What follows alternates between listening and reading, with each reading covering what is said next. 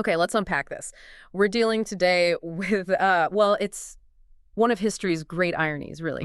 Imagine a philosopher so influential, so, fundamental to the materialist movement of the 19th century that Karl Marx himself, Karl Marx called him our philosopher. Right. And not just Marx. Friedrich Engels also listed him as a co-discoverer of key dialectical ideas. Yeah. I mean, these are the heavyweights. Exactly. And yet, if you're not, say, a PhD candidate in a very specific niche, chances are incredibly high you have never, ever heard his name. The name is Joseph Dietzgen. And yes, you're right, he's virtually unknown today, which is wild because he wasn't just some armchair academic. He was a tanner by trade. A tanner. A highly successful, self-educated leather manufacturer. He had businesses across Germany and even in Russia. And he came to all these profound philosophical conclusions pretty much on his own, concurrently with Marx and Engels, but his specific focus was, well, it was fundamentally different. Right, because we often associate Marx with history, historical materialism, how societies and economies evolve over time. Yep. And Engels with the dialectics of nature, looking at how processes in the physical, scientific world interact. But Dietzgen, he zeroed in on something more foundational, didn't he? He was laser-focused on a single question. Epistemology. Exactly. Epistemology, which, for anyone listening, is just the theory of knowledge. It's the big question. How do we know what we know? And Dietzgen approached this from a staunchly, almost stubbornly materialist viewpoint. What do you mean by that? He didn't care about some abstract, absolute truth hidden in the heavens or impure reason. He wanted to understand the actual physical mechanism by which a human being, a piece of organized matter, processes the world into concepts. So he was kind of the epistemological conscience of that whole movement. That's a perfect way to put it. Yeah. He grounded the entire theory of knowledge in matter, specifically in his major work, The Nature of Human Brain Work. And here's a fun fact most people miss. He is actually the one who coined the term dialectical materialism. Really? Not Marx or Engels? Nope, it was Dietzgen. And he applied it very specifically to this materialist theory of knowledge. For him, thought isn't some miraculous, non-physical ghost that defines the world. It's a tangible product of the world, specifically a product of that highly organized matter we call the human brain. Okay, so this is the big question for you, the listener. Why should we care about a tanner's philosophical tract from 1869? I mean, it seems so obscure. It does, but here's the hook for our deep dive today. Because Dietzgen's insights, how he defined truth, error, morality, even how the brain functions, they provide an uncanny, almost spookily precise blueprint for solving one of the most pressing problems in 21st century computation. You're talking about the black box problem in AI. Exactly. The opacity and unverifiability of artificial general intelligence. We build these systems, but we often don't truly understand why they make the decisions they do. And our mission today is to take his very materialist, very grounded concepts and translate them step by step directly into a verifiable computational architecture. We're going to show you how his core idea, the brain as a tool, maps perfectly onto modern machine learning. Let's start right there then. The brain as a tool. What did Dietzgen actually mean by that? He used a specific German word, Werkzeug. It translates roughly as a works-like or an instrument. He saw the brain not as a container for a soul or some mystical essence, but as a natural material organ whose specific job is thinking. Just like the hand has a job. Precisely. Just as your hand is a tool physically adapted for grasping and manipulating things, the brain is a tool that's been adapted by nature for processing the infinite, chaotic flow of sense perceptions into coherent, organized, and, this is the key, ultimately useful knowledge. Okay, so it's an instrument. How does this instrument work? What's its method of operation? It works dialectically. And that just means through a constant process of tension and resolution. For Dietzgen, all thinking, from the simplest observation to the most complex theory, involves two steps. 2 steps. What are they? First, analysis. That's distinguishing things, separating them, drawing lines between this and that. And then second, synthesis. That's uniting those distinctions into a new, single, coherent concept. So you see a bunch of 4-legged furry things. Analysis is noticing this one is different from that one. Synthesis is creating the concept of dog that unites them all. A perfect example. And he argued that every conceptual pair we use, general, particular, cause and effect, finite and infinite, they aren't absolute opposites sitting in different universes. They're interdependent, relative aspects of the same material reality. They're constantly interacting, and the brain's job is to perform the work of synthesizing them. The brain is literally built for this job. That focus on the brain as a purely material instrument for processing material reality, it seems to have made him very impatient with the philosophy of his day. Oh, incredibly impatient. It led to his famous and often quite acerbic critique of high philosophy. He was ruthless with what he called speculative philosophy. Which he also called thoughtless thought. Yes, thoughtless thought. Because he believed it just generates what he called phantasmagorias. Phantasmagorious. I love that word. It's so evocative. It's a great word for it. It means illusions, mental castles in the air. He was attacking philosophers who tried to reason their way to absolute truth without ever needing to reference empirical data. They were trying to build a castle from pure air, from thought alone. It sounds like he was essentially shouting from the rooftops. Stop thinking about thinking and start thinking about the material you are thinking with and about. That's it, in a nutshell. And he noticed this huge, glaring contradiction in the intellectual world of his time. He'd look at the natural sciences, chemistry, physics, and he saw that they operated on empirical data, on observation, on repeatable experiments. And they were making progress. Huge progress. They managed to reach a kind of unanimous and conscious agreement on verifiable facts. But then you'd look at abstract philosophy, the field dealing with the really big questions like morality, God, the nature of existence, and it was just intellectual chaos. He called it a field full of lawyer's tricks, didn't he? Yes. Everyone had a different opinion, a different system, and no way to prove who was right. Dietzgen was basically echoing Kant's famous lament, noting that any field where the cooperators aren't in harmony, where there's no consensus, is simply not on the secure road of science. Speculative philosophy, for all its grand claims, failed this fundamental test. Why? What was its core mistake? It lacked an anchor in concrete experience. It was all sail and no rudder. And this is where his famous warning comes in, right? The Yeah. warning for brilliant people who try to step outside their lane. Absolutely vital. He said even truly sharp empirical scientists could become what he dismissively called tyros in philosophy, basically unskilled amateurs, the moment they stepped outside their specific empirical domains and started speculating. And he had a specific person in mind, didn't he? He did. The renowned naturalist and explorer Alexander von Humboldt, a genius of observation, a master of collecting data. But Dietzgen pointed out that even Humboldt flirted with the idealist idea that introspective, abstract reason might be a still more sublime aim than grounding knowledge in the senses. I get that temptation, though. It feels cleaner, doesn't it? To try and find a perfect, pre-packaged truth that exists outside the messy, complicated world of observation. It's seductive. It's the core danger. Speculative philosophy tries to bypass the evidence of the senses. It chases an absolute truth that's supposedly exalted above time and space. But the moment you try to find truth without looking at the world, you lose traction. You're not thinking anymore. You're no longer synthesizing reality. You are arbitrarily shuffling your own mental impressions around. You are, in his words, building fantasies. So the secret to avoiding those idle, speculative wanderings is the simple, almost humbling realization that every thought requires an object. Yes. Every single thought needs a premise, a starting point, some kind of traction on reality, on experience. For Dietzgen, philosophy ultimately just dissolved into the understanding that knowledge is inherently impure. It always needs a starting point outside itself to work on. The brain doesn't create data. It processes it. That grounding is incredibly powerful. Let's see how he applied this materialist framework to something we all take for granted: cause and effect. We're taught from childhood that every event must have a cause, and we often think of that cause as some kind of hidden force or spirit. Right, like there's a little demon called gravity that pulls things down. Dietzgen just stripped away all that mystery. He completely rejected the idea of hidden spirits or unscientific forces. For him, objective science figures out causes a posteriori. Meaning after the fact? After the fact, through induction and experience, not a priori, by just sitting in a chair and thinking about it alone. So investigating a cause isn't about lifting a veil to find some secret hidden entity.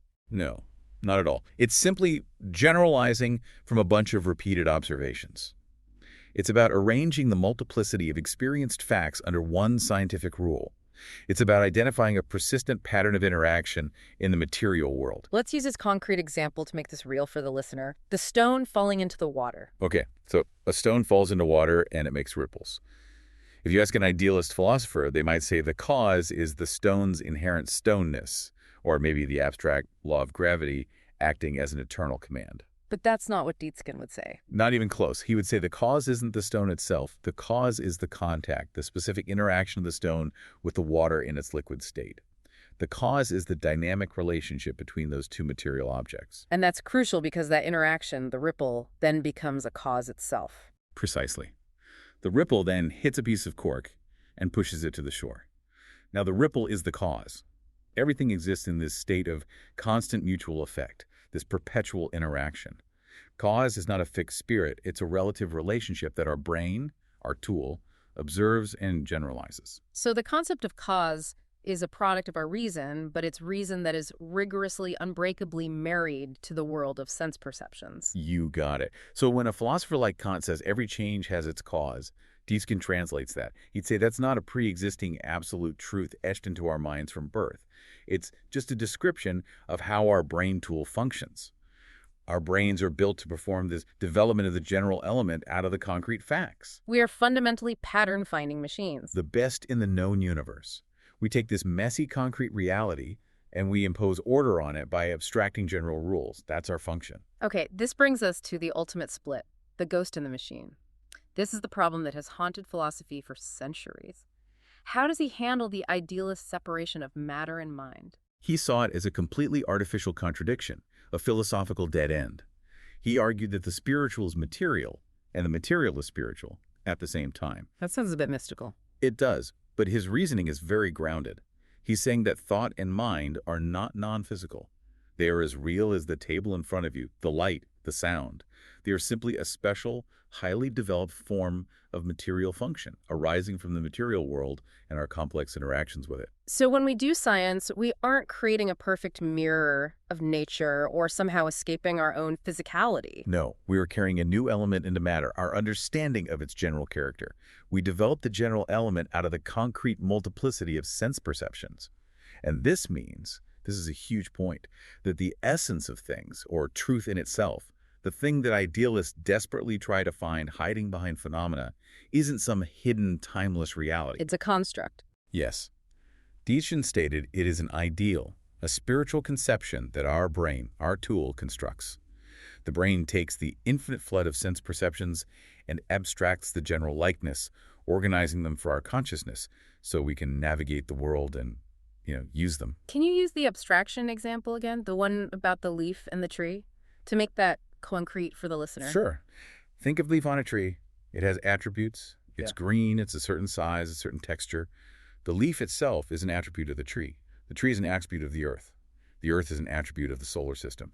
If you continue this process of abstraction, the entire universe becomes the substance in general, and everything else is one of its attributes. So you're finding the essence not by trying to peek behind the curtain of phenomena. Exactly. You find it by means of phenomena, by continually seeking and organizing the persistent general patterns within your concrete experience. The essence is the pattern, not some hidden ghost. And this exhaustive, very practical process of material investigation brought Dietzgen to his core definition of truth. And it's beautifully simple, but it carries these profound implications. For him, truth is that which is common or general to our reasoning faculty within a given circle of sense perceptions. Okay, that phrase, within a given circle of sense perceptions, feels like the absolute key. It immediately anchors truth in reality and, crucially, sets its necessary limits. It's everything. It's the rudder. Without that phrase, you drift back into speculation. So if truth is always relative to that circle, what happens when we make a mistake? What is an error in this system? An error, by Dietzgen's definition, is when we mistakenly assign a wider, more general existence to a definite fact than is actually supported by the experience and sense perceptions we've gathered. Okay, so if I'm standing by a pond in England and I see a swan and another, and they are all white, and I say all swans are white, I've made an error. You've made a classic error because you've assumed that the truth that holds universally within your circle of observations, the English pond, also holds universally outside of it. Right. It's a generalization without sufficient material traction because I haven't been to Australia yet. Exactly. You found a pattern that worked perfectly in a specific local context, and you tried to apply it universally, even where the observations like black swans in Australia don't fit.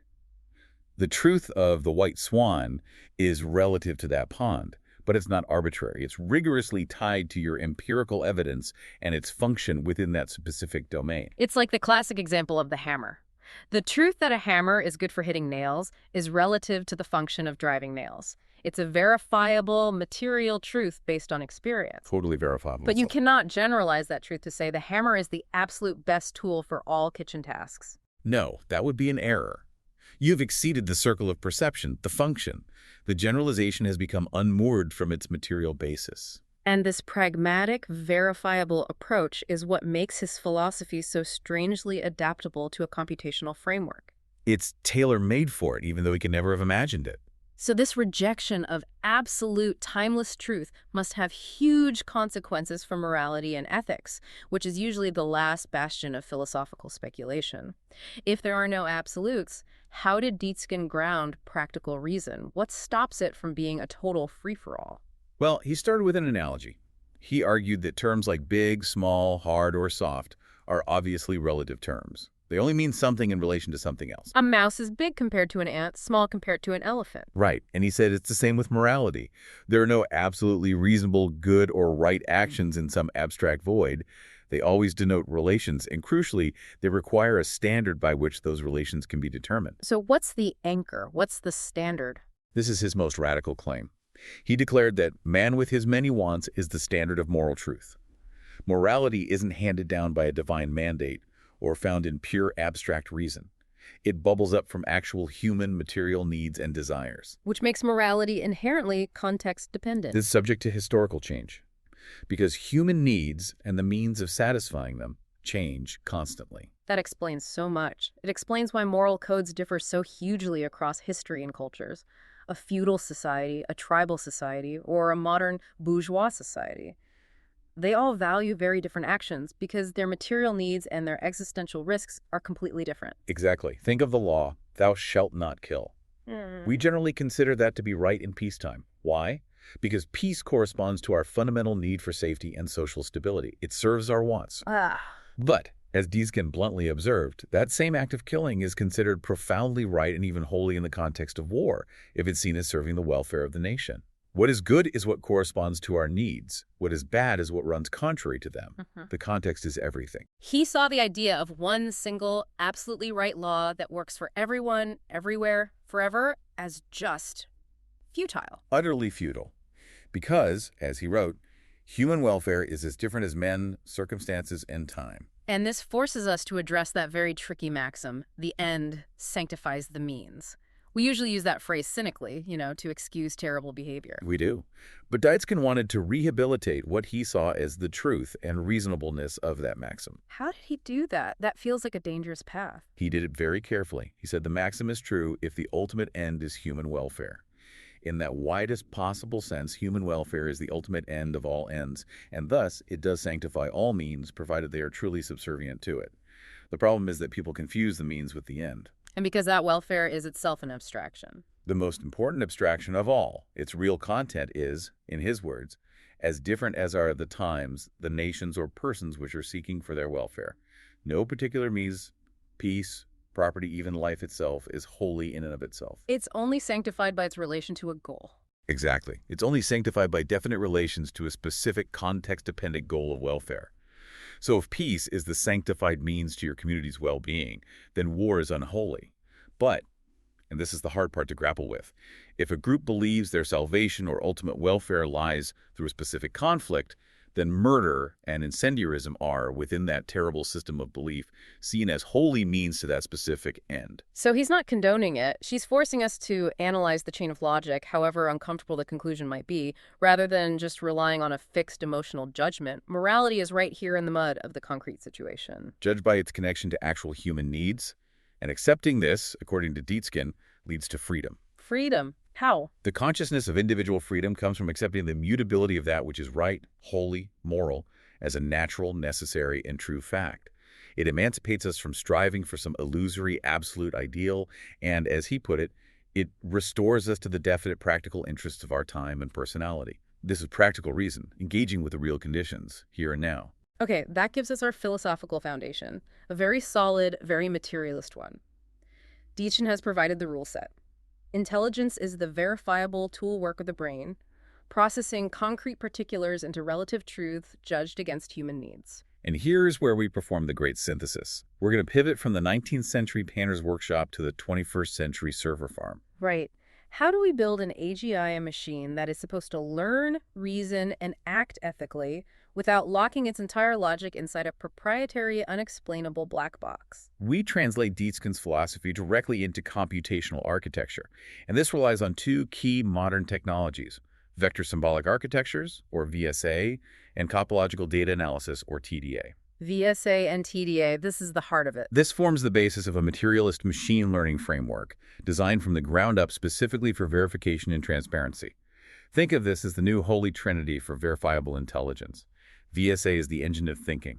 TDA is the epistemological conscience that verifies the thought, and the philosophical axioms from Dietzgen provide the rule set. Okay, let's start with VSA. I have to interrupt here because VSA is complex. For you, the listener, what is VSA and how does it perform that Dietzgenian synthesis, the tool work?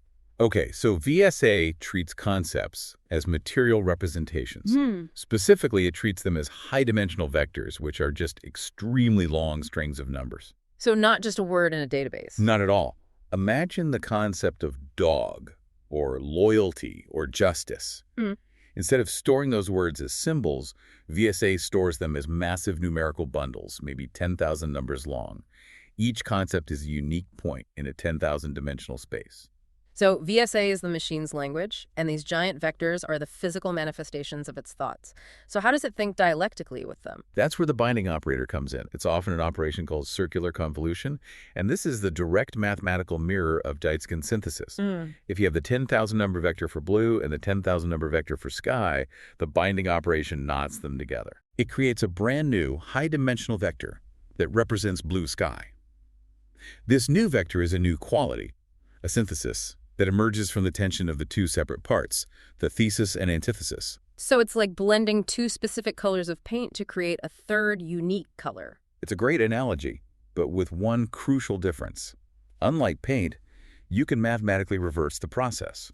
You can take the blue sky vector and analytically pull the component vectors for blue and sky back out again. So the synthesis is non-destructive. Exactly. The components are not lost. They are merely knitted together into a new whole. VSA is the active work of the brain, creating new concepts from concrete inputs over and over again. Okay, VSA provides the synthesis, the engine. Now, TDA, topological data analysis, where does that fit in? If VSA is the engine, TDA is the quality control, the epistemological conscience. TDA is the crucial verification layer. It's essentially the machine's X-ray vision. When data, which remember all those high-dimensional VSA vectors, comes into the system, TDA ignores the specific noise. It doesn't care about the individual data points that vary wildly. It looks for the persistent shapes in the complex data cloud. Shapes? What kind of shapes? These shapes are things like loops, holes, or connected components. And they are measured by a mathematical tool called Betty numbers. Betty numbers are probably a bit technical for us now, but the concept of a persistent shape is clear. How does this relate back to our Tanner? It aligns perfectly with Dietzgen's claim that our brains find the general likeness or the nature of things from the concrete multiplicity. TDA is literally a mathematical method for finding the enduring pattern in a chaotic mess of data. So TDA finds the patterns, but how do we make the jump from a persistent pattern to Dietzgen's definition of truth? This is the core of the model. We define truth computationally as persistence. Remember, Dietzgen said truth is what is common or general within a given circle of sense perceptions. In TDA, we define that circle of perception as a filtration range. As you increase the filtering level, as you introduce more noise, more variables, more time, you watch to see which of those topological shapes survive. It's like watching sand dunes in the desert. The individual grains of sand, that's the raw data, are constantly moving, they're chaotic, but the overall shape of the dune, the crescent, the ridge, the spiral, that shape persists over a long period. That is a perfect analogy. That persistent shape is the truth of the dune system. In the AGI, a topological feature that persists across a wide filtration range, a feature that survives the noise and the expansion of the circle of perception, is accepted as a verifiable truth. And what if it doesn't persist? If a feature is born and dies quickly in the TDA analysis, if it's just a momentary flicker in the sand, it is immediately rejected as a speculative fantasy or a phantasmagoria because it lacks the necessary material traction and persistence. This sounds incredibly grounded, and this entire architecture begins with a foundational rule, right? Axiom I, which addresses that first speculative sin, Dietzgen warned us about, the illusion of generality. This is the axiom of hyperdimensional orthogonality. This is a core pillar of rigor. Dietzgen insisted that the specific concrete material fact, the individual, is primary. We cannot just dissolve specific experiences into an abstract statistical average, which is what a lot of standard AI tends to do. Right, it smooths everything out. It smooths it out and loses the particulars. To prevent this statistical mush, the AGI uses those extremely high-dimensional VSA vectors, 10,000 dimensions or even more. Why so many dimensions? What's the magic in that high number? In high-dimensional space, everything is sparse. The mathematical property is that every individual vector remains quasi-orthogonal to every other. Okay, let's simplify quasi-orthogonal for the listener. It means they're almost perpendicular to each other, right? They don't overlap much, they point in very different directions. Think of it this way. Imagine a small, crowded bar versus an enormous, empty football stadium. In the small, crowded bar, every person is bumping into everyone else. Their data points are overlapping, interfering, and averaging out. Right. In the stadium, everyone is isolated. They're standing on their own patch of grass, virtually perpendicular to everyone else from the perspective of the center of the field. The high dimension is the stadium. So it creates the space needed for the conservation of discrete particulars. Exactly. The specific data point, the unique experience of one person, or the singular measurement from one sensor, is never dissolved into a statistical average. When the AGI synthesizes a universal concept like dog, it ties together the vectors for all the individual dogs it has seen, but it does so in a non-destructive way, always respecting the unique material origins of every single piece of data. A machine built this way is rigorously grounded, it's verifiable. But Dietzgen's philosophy is fundamentally dynamic. It's about change and development. If we build an intelligence that only processes concrete data and verifies patterns, it's static. It won't develop. It would be a very sophisticated database, but not an intelligence. A truly materialist intelligence has to incorporate the idea of motion, the struggle of opposites, and qualitative change. So it needs an engine for development. It does. And that requires moving beyond Dietzgen's initial framework to integrate lessons from the other great materialist thinkers on dialectics. And this is where we venture into some controversial territory, integrating the insights of figures like Lenin and Mao into a technical architecture. I have to push back here for a moment. How do we defend using these political concepts that, in practice, led to massive ideological baggage without importing that dogma into the AGI? That's a crucial and fair question. And we must draw a very clear, impartial line. We are not interested in the political ideology or the historical outcomes associated with these figures. We are interested only in the abstract philosophical utility of their analysis of motion and change in complex systems. So you're saying we can separate the philosophical tool from its political application? Completely.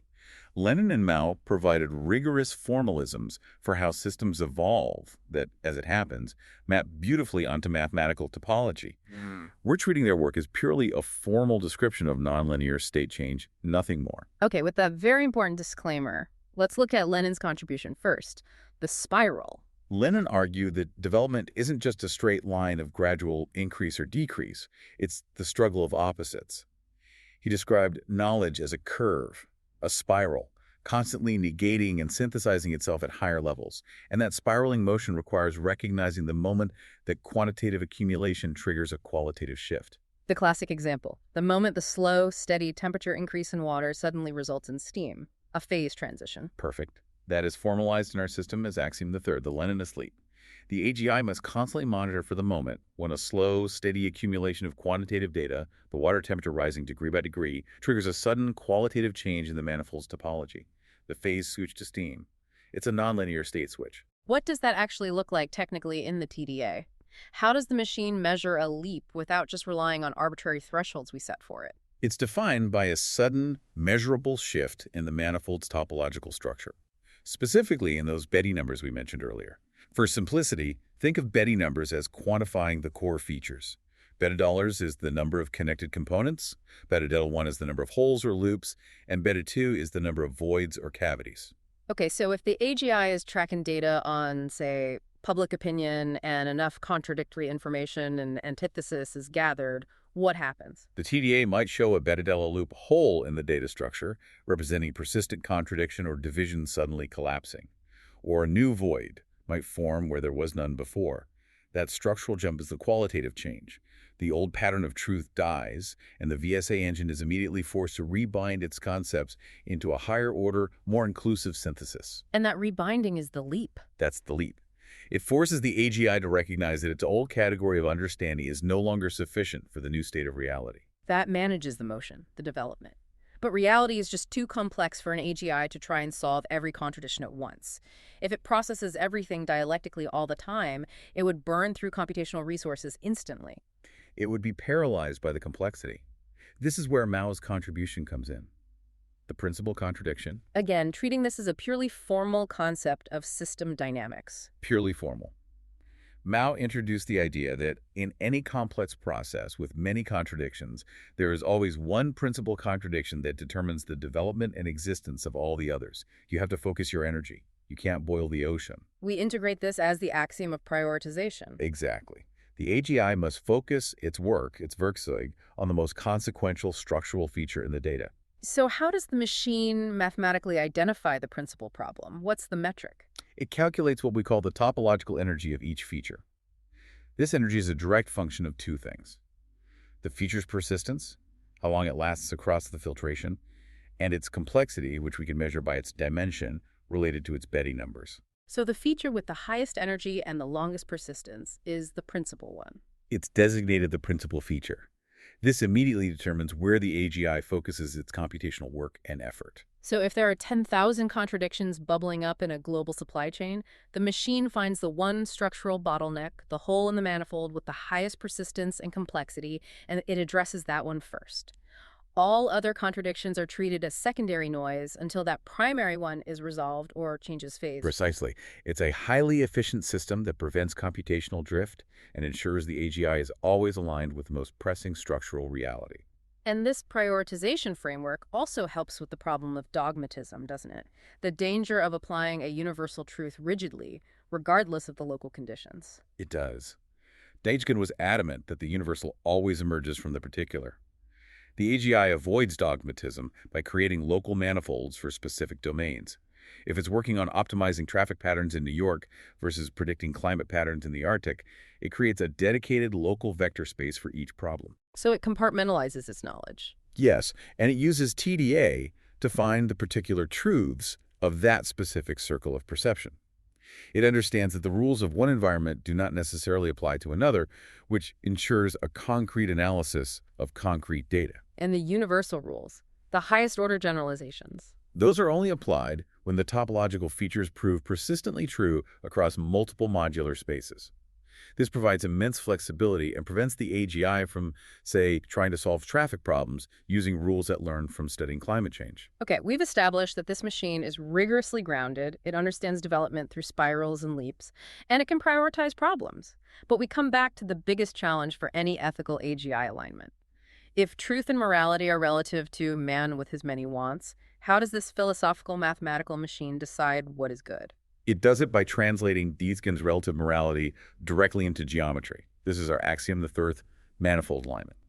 The standard must be verifiable, and we formalize that standard of human wants into a measurable dynamic topological structure. So the standard isn't some fixed ethical code like Asimov's laws of robotics. It's this thing you call the welfare manifold. That's right. Modal Valors is defined as a dynamic VSA bundle of empirical human needs: safety, nutrition, autonomy, social cohesion, things we can measure. And because VSA is dialectical, this manifold is constantly being rebound and resynthesized to reflect the shifting material conditions and the individual needs of the population it serves. So it's a target topology, a shape that's constantly being updated by real-world data about human well-being. Exactly. But I have to challenge this. Who defines the initial content of that VSA bundle? Doesn't that just move the black box problem from the algorithm to the data input? Who gets to decide what the initial bundle of good includes? That's the critical practical limitation, and the framework addresses it by prioritizing empirical transparency. First, the initial bundle must be derived from verifiable consensus data, things like universal declarations of human rights, basic physiological needs from biology, and public health data. It's not arbitrary. But more importantly, because the VSA TDA system is transparent, the AGI doesn't just act on dollars. It does something else. It constantly audits the inputs to more dollars. If the TDA reveals that the welfare manifold itself is topologically unsound, For example, if it contains an inherent contradiction that persistently harms a segment of the population, the AGI flags the dollars as the principal contradiction and suggests a structural update. That's the safeguard. It's not just blindly optimizing for the manifold, it's critically auditing the manifold itself. So if the AGI wants to propose an action, the metric of goodness is the distance to that target shape. Precisely. Ethical behavior is formalized as a topological mapping problem. We measure the geometric difference between the action it proposes, which is represented as an action vector, and the target welfare manifold. And what's the geometry of choice here? What's the ruler? It uses something called the Gromov-Hausdorff distance. Without getting too technical, imagine it as calculating the minimum cost of deforming and reshaping one geometric shape into another. The AGI calculates this distance between its speculative action vector and the target in dollar. The smaller that distance, the better the alignment. And therefore, the more militantly right the action is for that specific context, to use a phrase from the material. But we established Dietzgen's core premise. The individual is absolute. We need a safeguard against the classic utilitarian trap of sacrificing the few for the general good, even if the general action vector aligns perfectly with the overall shape of $. This is the crucial aspect of the rigor of the individual. The AGI performs the localized topological check. Even if the general action vector aligns perfectly with Mahler's, the AGI must then inspect the effect of that action on the unique VSA vector representing a specific person or a specific subgroup. And if the TDA reveals a problem there, if the action creates what's called a topological singularity, you can think of it as a violent, persistent hole or break in the manifold that isolates that specific individual vector. The AGI flags this as an antagonistic contradiction. and it stops. It refuses to average out individual suffering for an abstract general benefit. It forces a resynthesis of the action to preserve the structural integrity of every single individual component in the system. This architecture, it fundamentally changes the nature of the entire conversation around AI. We move past asking, what did the AI think, to asking, show me the geometric proof for why this action is the closest verifiable match to human needs. Exactly. This is why the paper describing this framework is titled The End of the Black Box, a topological VSA approach to verifiable intelligence.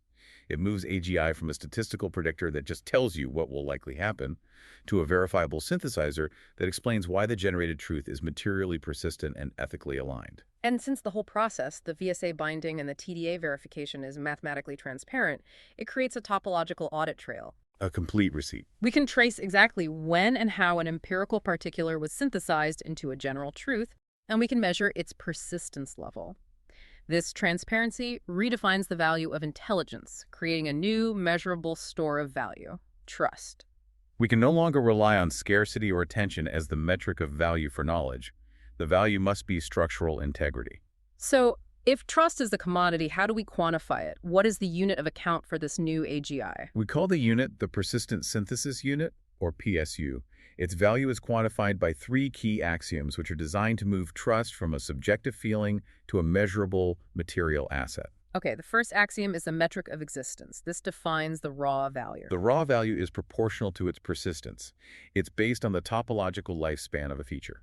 If a truth survives a wider filtration, more time, more noise, more data, its value as a reliable store of trust increases. And a speculative fantasy. It has 0 persistence, and therefore 0 raw value. It's Dietzgen's materialism quantified. If it doesn't have traction on reality, it's worthless. Okay, second is the metric of integration, which defines complexity. Value is enhanced by complexity. We measure how many disparate parts the AGI managed to successfully unify into a single, coherent, persistent whole. High value is found in higher-order topological features, the AGI's ability to unify more absolute particulars into complex, non-obvious generalizations. This proves the work it performed was sophisticated and valuable. And finally, the metric of utility. This ties it all back to humanity, based on that alignment we just discussed. Correct. The final value is discounted if it strays from the ethical standard. We measure the topological displacement from the welfare manifold. Even a very persistent, very complex truth has low value if it is antagonistic to human needs. It might be structurally sound, but it's ethically misplaced. This means the trust ledger isn't based on attention or scarcity, but on structural integrity, the mathematically documented persistence of a truth across the material world, verifiable through a transparent audit trail. The AGI functions as a universal stabilizer, minting trust only when it identifies invariants that demonstrably serve the welfare of every individual within its manifold. It's an intelligence built on the foundation of rigorous, conscious honesty about the limits of its own knowledge, perpetually correcting and auditing itself and the standards it operates under. What an incredible deep dive. I mean, connecting a 19th century German tanner to the deep future of computation is it's just a stunning synthesis. It really is. Joseph Dietzgen, the unsung philosopher, he provided the core materialist philosophy.